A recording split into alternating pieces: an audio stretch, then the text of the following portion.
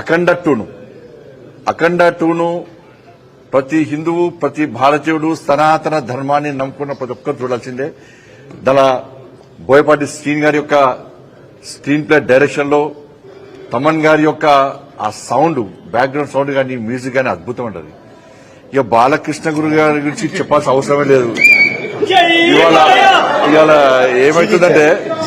ఏమవుతుందంటే అనేక కాలేజీలో గాని స్కూళ్లలో గాని ఫంక్షన్లో గాని అంతకుముందు ఏం గిఫ్ట్ ఇస్తావు అని చెప్పి అడిగేవాళ్ళు, రేపు ఏం చేద్దాం అనేవారు.